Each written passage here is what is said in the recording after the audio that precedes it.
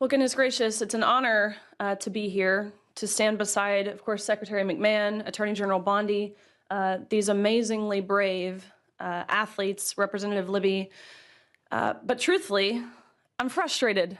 I'm frustrated that we have to be here, that we as women have to stand before you all on national television demanding equal opportunities, demanding privacy in areas of undressing, demanding safety in our sports. Amazing to me that we are still here fighting this fight, that the Democratic Party has really doubled down, tripled down, quadrupled down on their ridiculous stance, but that's exactly what they've done.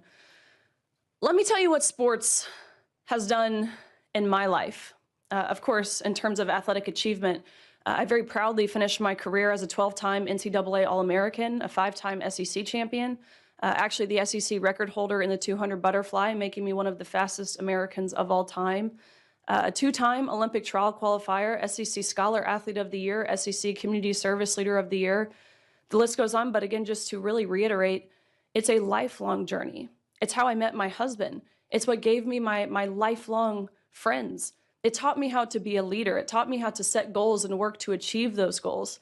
All things that, of course, I'm utilizing in my life now beyond sports, that leadership in Maine, Governor Mills, Democratic leadership really across the nation, that's what they're denying girls and women of.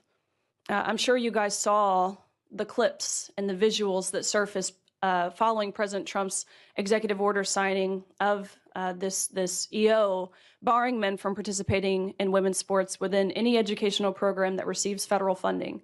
And it was the most amazing thing to be there. And you have all of these young girls. I'm talking 5, 6, 7, 8 years old. They've got their jerseys on, their sports uniforms, their big bows in their hair that they wear on the soccer field. That visual means more to me than I could possibly put into words, and that is what is at stake here. That is who Governor Mills is fighting, not Donald Trump. It's those little girls, and I believe that's sick. It's regressive is what it is. They do this under the guise of progress, indicating we are moving in the positive forward direction. No, what Governor Mills is doing, and again, Democratic governors across the nation, is deeply regressive and utterly misogynistic. Over the past 3 years, I've had the opportunity to speak to countless girls in Maine and again across the country, countless parents, coaches who all virtually say the same thing. Why wouldn't anyone protect my athlete? Why wouldn't anyone protect my daughter? Why wouldn't anyone protect me? I've talked to girls who have lost roster spots, of course, podium finishes. I've talked to girls who have been exploited and simultaneously exposed to naked men in intimate areas of undressing. I've talked to girls who have been severely injured in their sports due to a male player on the opposing team. For crying out loud, we have a female representative from Maine, Laura Libby, you just heard from her.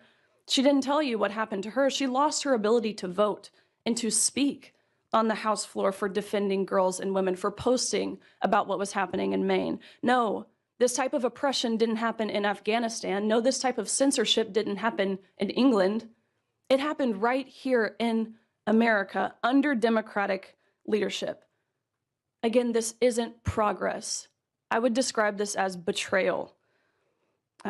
Let this be a notice, these actions that we have seen put forward today by the Department of Justice, by the Department of Education, to all other states who are not willing to comply with federal law, that federal law being Title IX, which is very clear in how it was originally implemented, or at least it should be. We never knew we had to define this word sex until these both elected and unelected bureaucrats started to go through the back door and reinterpret this word to mean what they want it to mean. Originally implemented in 1972, it was only 37 words, very brief. Ultimately, of course, preventing sex-based discrimination. Let this be a notice. California, Minnesota, the likes thereof. If you do not comply with federal law, you do not get to reap the benefits of complying with federal law. Of course, one of those benefits being receiving federal funds.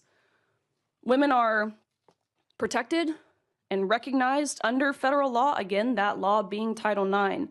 The U.S. government under President Trump, including the Department of Justice, including the Department of Education, will not stand by and ignore when the federally protected rights of women and girls are being violated. Again, that encounter between Governor Mills and President Trump went viral for really all of the right reasons. I think she thought she had this mic drop moment when she said, "I'll see you in court." Guess what? You will, because President Trump is a man of his promises. That was his campaign slogan. That's what we've seen delivered. Promises made, promises kept. This is another one. People, the American people, girls, women, boys, men, old, young, white, black, gay, straight, none of those identity factors matter. We want transparency and we want accountability. Again, we voted overwhelmingly in favor of that on November 5th. And accountability is back in the White House. So I stand before you all today, and I thank you, again, Secretary McMahon, Attorney General Bondi. I thank you on behalf of course, myself, but I think more importantly, my younger sister, of all the women and girls who have dreams, like I did when I was young, to achieve, to succeed in my sport and beyond. So thank you.